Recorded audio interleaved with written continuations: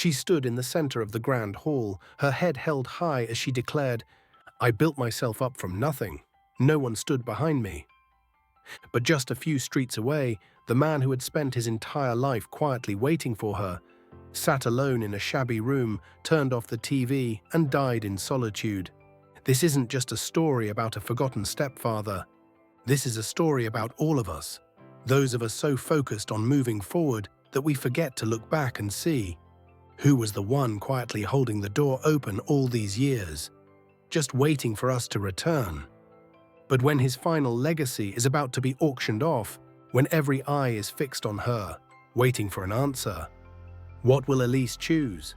To hold on to the honor she spent her whole life building, or to turn back for the one person who never let go of her hand? And if you've ever thought of yourself as someone who stands on your own, someone who doesn't need anyone behind you, listen to this story until the very end, because maybe you too are forgetting someone like that. They say there are words that once spoken can never be taken back.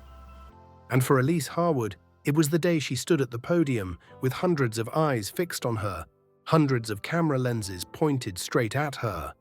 Her voice rang out, firm, steady, without a hint of hesitation. "I built myself up from nothing. No one gave me this path. No one stood behind me. Everything I have, I fought for myself." The crowd applauded. They cheered. And Elise smiled, her eyes cold and clear as untouched glass.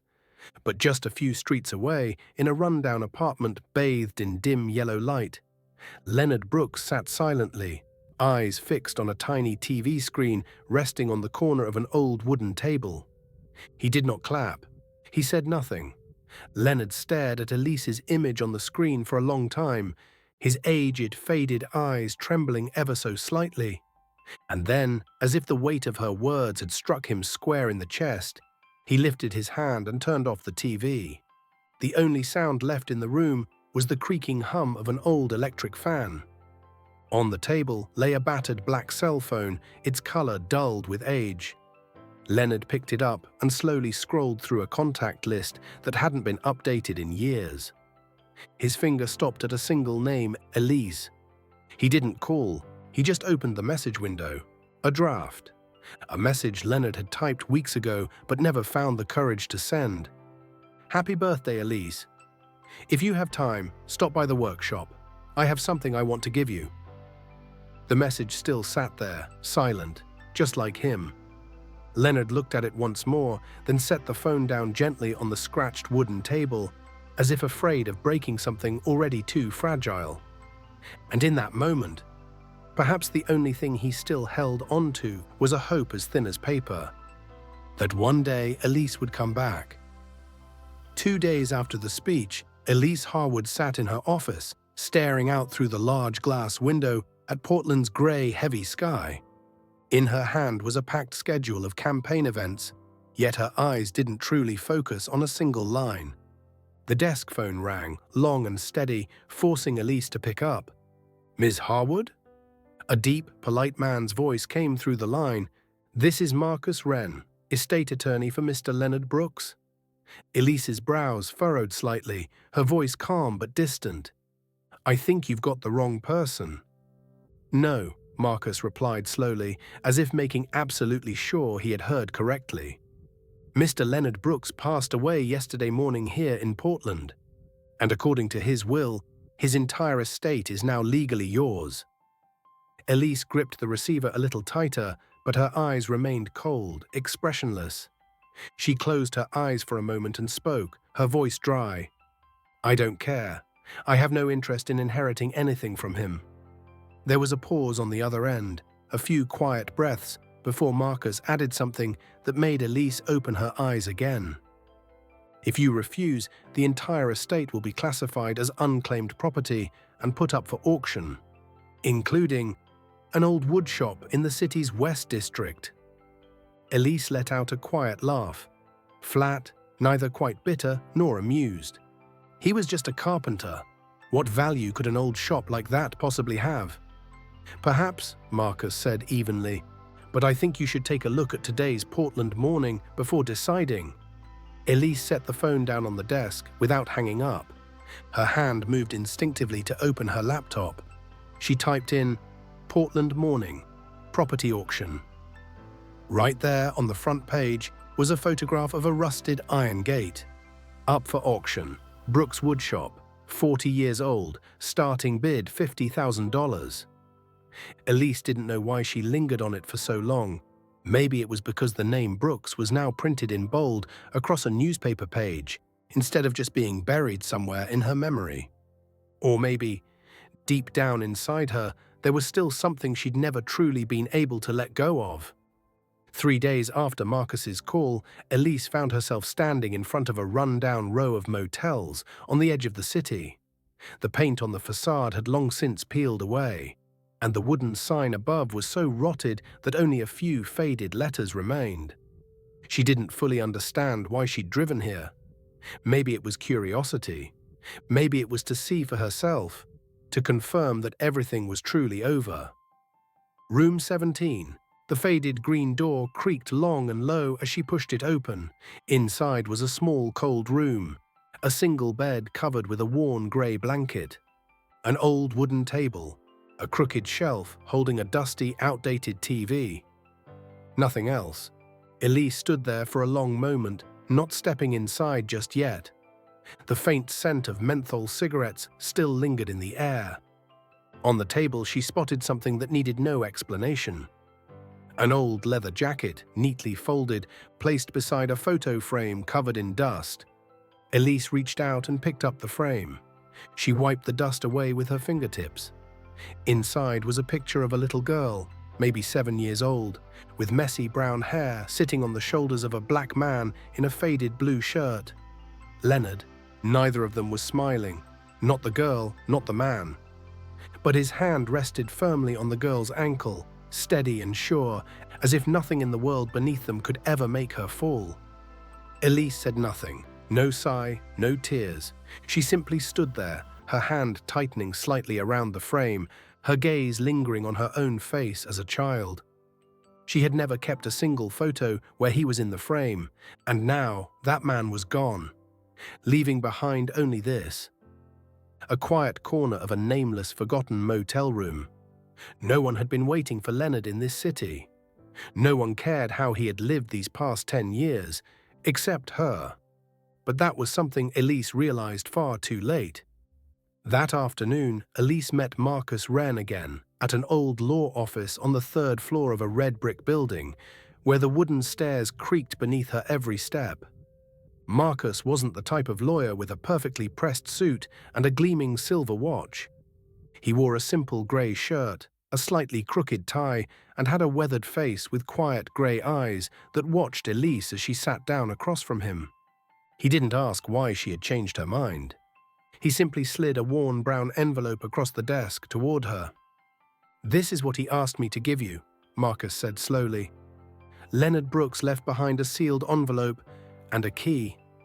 Elise opened the envelope. Inside was a single folded sheet of paper, along with an old brass key. The handle was engraved with faded letters, BW. The paper contained only one handwritten line, in blue ink that had already started to smudge at the edges. "Brooks Woodshop. Elise knows the way." Elise stared at the key for a long time. Her throat felt dry, but her face remained calm. Marcus continued. "The wood shop has been closed for years. He never rented it out, never sold it. He just said, it's not for anyone else." Elise folded the paper, slipped the key into her coat pocket. Before standing up, she hesitated for a moment. Did he have anyone else? "You mean family?" Marcus shook his head. No one. Just you." Elise stood quietly, both hands gripping the strap of her bag. She wasn't sure if that answer made her feel lighter or heavier. Leaving the law office, Elise stood on the sidewalk, looking up at Portland's dull grey sky. The wind blew cold through her coat, but she didn't move. In her pocket now was a small key, and for the first time in years, it felt heavier than any $1 million contract she had ever signed. The next morning, Elise drove west across the city, following a narrow road that ran along the river, a route she had passed many times before without ever paying attention. After a turn, an old faded wooden sign appeared, its letters barely visible. Brooks Woodworks. Elise stopped the car and stood before a rusted iron gate, slightly ajar.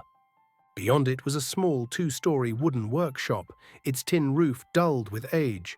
The grass had grown nearly up to her knees. She reached out, touched the old padlock, pulled the key from her coat pocket and slid it into the lock.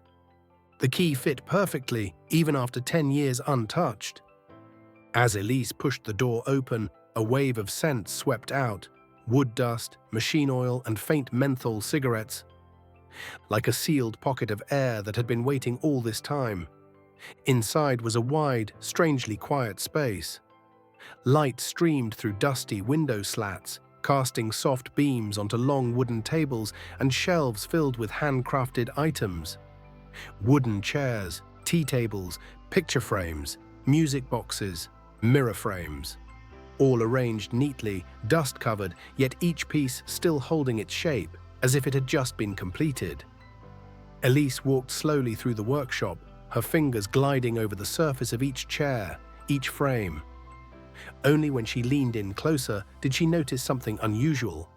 On the underside of a table leg, the back corner of a mirror frame, the base of a music box, all bore a tiny engraved line, so small she had to bring her face close to see it. For E.H. Elise froze in place. She stepped forward, turning over more pieces. Chair leg, for E.H. Underside of a table, for E.H. Again and again. Nearly 200 wooden items, each one engraved with the exact same line. Elise gripped the edge of the table so tightly, her knuckles turned white. He had made all of this, not to sell, not to display, not for anyone else, only for her. And she had never once stepped inside this place. In that silent space, there were no machines running, no Leonard's hands shaping wood, only her. And one question pressing deeper and deeper into her chest: why did I never come back? Elise sat down on the long bench in the middle of the workshop, soft light streaming through the dust-fogged glass windows, casting quiet rays across her hands, still trembling faintly. She didn't know how long she sat there, just staring at the silent, dust-covered wooden pieces surrounding her. One small wooden box caught her eye, placed separately on its own shelf, unlike the others. Elise stood up and walked toward it. She picked up the box and gently blew the dust from its lid. It was polished black ebony, with a brass lock that gleamed brighter than anything else in the room. Elise turned it slightly and opened the lid. Inside, there was nothing but a single folded piece of paper, fitting perfectly into the black velvet lining. Elise unfolded it, and in that exact moment, her hands froze mid-air. There, engraved on the inside lid of the box, the faded but still visible ink letters, "For E.H., your first music box." Elise's throat tightened. She remembered, when she was little, 6 or 7 years old, she had once told Leonard she wanted a music box like the girls in the movies, and he had simply smiled and said, "Let me try making one." She had forgotten, for so long. Elise folded the paper again, placed it back into the box, her hands clenching tightly.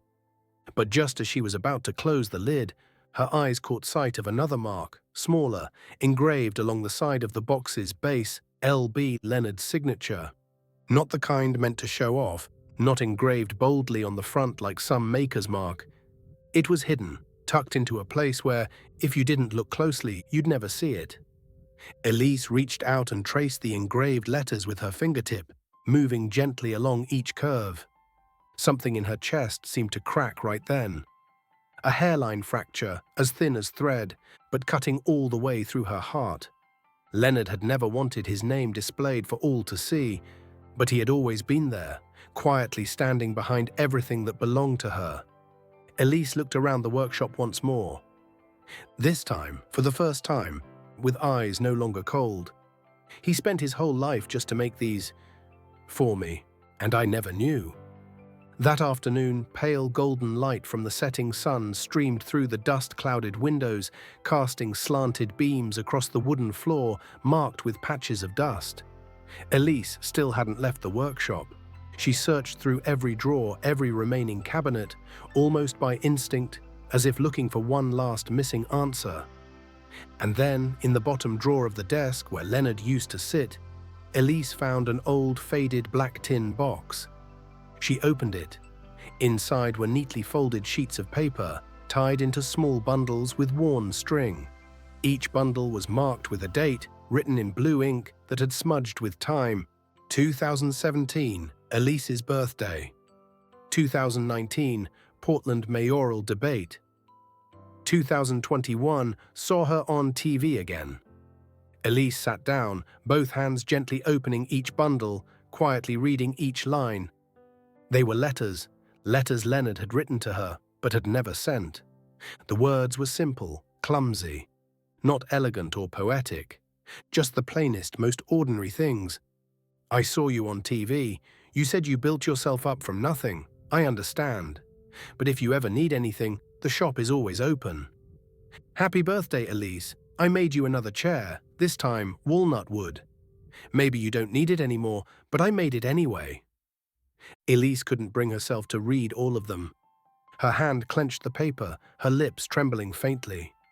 She stood up, her eyes scanning the old workshop, pausing for a long moment on the chair Leonard always used to sit in. There, he had sat for years, writing letters no one would read, crafting pieces no one would use, waiting for someone who might never return. And in that silent room, Elise felt it. There was still something lingering. Not the sound of saws, not the scent of fresh-cut wood, but waiting. What Leonard had left behind more than any possession, a lifetime spent waiting in silence. That night, Elise didn't drive straight home. Instead, she followed the address written on the contract Leonard had left behind, the paper she'd found in the desk drawer that afternoon. 1223 Willow Street, Portland. Just a line of numbers and a familiar street. But as her car stopped in front of the small house with its weathered blue-green roof, Elise realized she hadn't laid eyes on this place in over 10 years. A worn two-story house, its white-painted porch railings chipped and peeling from the years, the window still hung with the wind chime Leonard had once made by hand from old spoons and forks. Elise stepped out of the car, the key from the workshop still in her coat pocket. She slid it into the front door lock. It fit perfectly, unchanged, and when the wooden door creaked softly open, Elise stepped inside. The scent of old wood, the quiet smell of a house left untouched, but never abandoned. Everything was exactly as it had been the last time she walked out of this place. The small dining table with 4 chairs arranged neatly around it, the beige tablecloth worn and stained in spots. But what made Elise stop in her tracks was the wall facing the living room window. Right there, still visible, was the mark she'd scribbled with crayon when she was 5 years old. Elise, age 5. The uneven handwriting of a child, the faded orange color worn by time. Leonard had never erased it.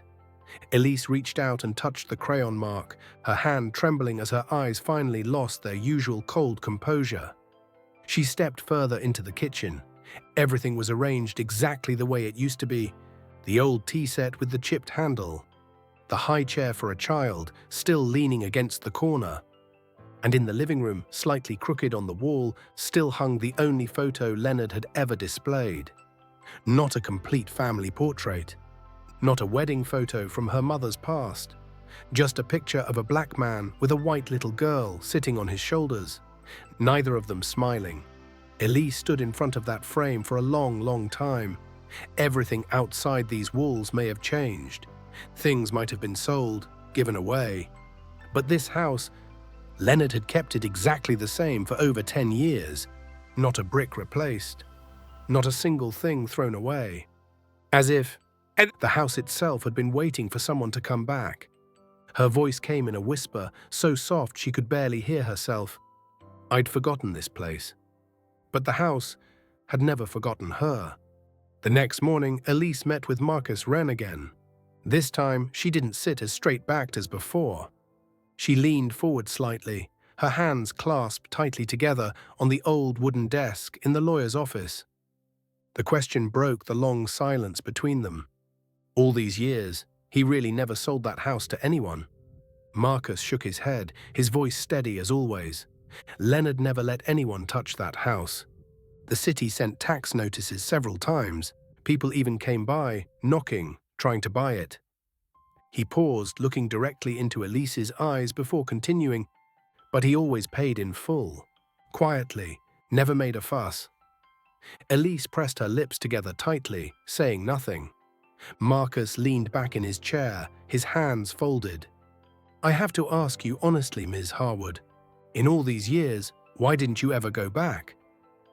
Elise stared down at her hands, her eyes narrowing slightly, as if trying to find the exact right answer. But in the end, all she could manage was a quiet breath. "I thought I didn't need to look back anymore." "You thought you didn't need to," Marcus repeated slowly, but he didn't feel the same. Elise fell silent. Outside the window, Portland's sky loomed grey again, a light drizzle falling.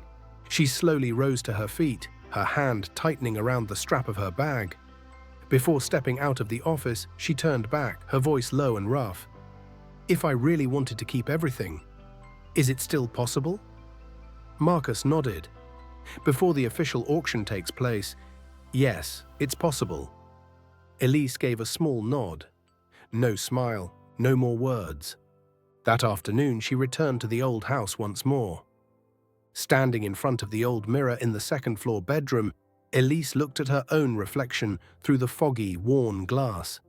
Her hair neatly tied back, her eyes as cold as they had been for years. But something in that gaze was no longer quite the same. She raised her hand and touched the surface of the mirror, her palm icy against the glass. No one stands entirely on their own, no matter how much she had tried to convince herself that she was independent, that she had built her life by herself. In the end, there had always been someone quietly standing behind her, holding her place, keeping her home, keeping even the smallest things she thought she'd long forgotten. Leonard Brooks, the one man who had never let go. 2 days later, Elise received the official notice from the city.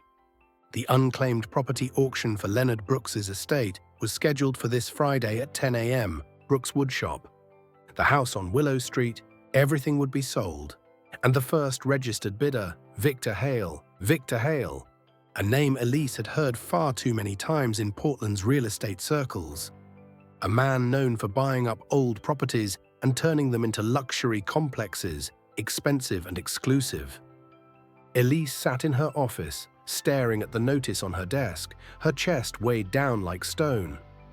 If she stayed silent, everything Leonard had left behind would become yet another high-rise project, the kind she herself had voted for many times as part of the City Design Council. And the bitterest part was, if she stepped in now, her hard-earned political reputation, built carefully over the past 3 years, would shatter. The media had already begun asking questions. Why was Elise Harwood suddenly connected to an old woodshop? What link did she have to the black man who had passed away in a motel? Her assistant's calls kept coming in. Friends from her circle sent texts. "Elise, you shouldn't get involved in this. We're so close to Election Day, don't let anything jeopardize it." Elise stood at a crossroads. If she kept silent, she would have everything she'd worked for: a seat on the city council, the image of a self-made woman needing no one behind her. But if she stepped forward and admitted she was Leonard's sole heir, that image would shatter. That night, Elise returned to the workshop alone. She stood in the middle of the old room, her hand touching each item Leonard had left behind. Chairs, tables, music boxes, picture frames, each one engraved with the same line for E.H. She didn't say a word. She simply traced each carved letter with her fingertips, her eyes reddening in a way no one else could see. And at last, she whispered softly, barely audible, "He spent his whole life keeping all of this for me." And I was ready to let it all disappear over a city council seat. Elise gripped the workshop door handle tightly, drawing in a deep breath. For the first time in years, she knew exactly what she needed to do. Less than 24 hours remained until the auction. That morning, Portland was covered in a thin layer of fog. The air was still, but inside Elise Harwood, it was anything but calm. She sat alone in the living room of the old house on Willow Street, her phone resting on the table, the screen lit up again and again with unread campaign messages. "Elise, have you contacted Victor Hale yet? Don't show up there. We've worked too long to lose everything over this." Elise switched the screen off. She stood up and walked through each room one last time. Her hand touched the window frame, tapped gently on the dining table, brushed over the old crayon mark. Elise, age 5. Every detail seemed to whisper to her, if she didn't step forward today, all of this would disappear forever. 9:30 a.m. Elise drove to City Hall, where the auction was set to take place on the 3rd floor. The wooden stairwell creaked with each step. A familiar sound she'd spent years avoiding, as if avoiding an entire part of her own life. When she stepped into the room, every head turned toward her. Victor Hale sat in the front row, dressed in a dark grey suit, hair slicked back, eyes cold and sharp. Elise quietly took a seat in a corner, her hand gripping the folder Marcus had given her the night before, legal confirmation that she was the sole heir. 9:57 a.m. The auctioneer tapped the gavel, signaling preparations to begin. Elise stayed silent. Her palms were ice cold, but her gaze no longer wavered. 1 minute before the first gavel strike, Marcus approached her, leaned in and whispered, "Now or never, Elise." Elise clutched the folder tighter. One last question echoed through her mind, clear and final. If this is all he had, do I have the right to let it disappear? The answer came in that exact moment. Elise stood up, raising her arm, her voice ringing out through the silent room. "I am the legal heir of Mr. Leonard Brooks." Gasps swept through the crowd. Victor spun around sharply, his brow furrowed. Elise stepped forward, handing the folder to the auctioneer, her voice steady and without hesitation. "I'm here to claim everything, and to end this auction." No one said anything, no one applauded, but Elise knew. In that moment, for the first time in years, she had truly stood up for herself, and for the man who had quietly waited for her his entire life. That afternoon, once all the legal paperwork was finalized, Elise didn't go straight home. She returned to Brooks' woodshop once more, this time as its sole legal owner. The workshop was just as it had always been. Quiet, layered in a soft coat of dust. But it seemed to carry a warmer presence as she pushed the door open. Elise stood still in the middle of the wide room, her eyes moving across each piece of furniture. She placed her hand on the table where Leonard used to sit, her fingers tracing the carved words she now knew by heart for E.H. But something inside her urged her to look deeper. She didn't know what, only that there was still something unfinished in her heart. Elise began opening every drawer, every compartment one by one, and then, in the very last cabinet beneath the workbench, the aged wooden door creaked with a familiar sound. Inside was a plain wooden picture frame, not hung up, not on display, just resting quietly there like something long forgotten. Elise knelt down and lifted it. The photo inside wasn't like any she had ever seen before. Not a family portrait, not a childhood photo she recognized. It was a picture taken from behind. Her, Elise as a little girl, maybe 8 or 9. Standing beside Leonard, the two of them bent over a wooden table, her small hand placed over his as he taught her how to hold a hammer. Neither of them looking at the camera, neither of them smiling, just an ordinary fleeting moment. But someone had chosen to capture it. Maybe her mother. Elise's hand trembled as she touched the cloudy glass covering the picture. And in that moment, a small folded letter tucked behind the frame slipped to the floor. She picked it up, opened it. The paper was yellowed with age, the handwriting unmistakably Leonard's, tilted and steady. "Elise, if you're reading this, it means I've always been waiting for you. Even if you don't need the chairs, the tables, or this old house, just know, all these years, everything I made was to keep a place for you if one day you ever wanted to come back." Elise sat down on the floor, her back resting against the side of the table, both arms wrapped around the frame pressed tightly to her chest. No more tears, no more words, only the quiet sound of her breathing in the empty space, as if the entire workshop were holding its breath in rhythm with her heart. In that moment, everything she had ever tried to build, every ambition, every speech she'd once delivered before a crowd, all of it seemed small, seemed to dissolve, like dust caught in the golden light filtering through the old wooden slats.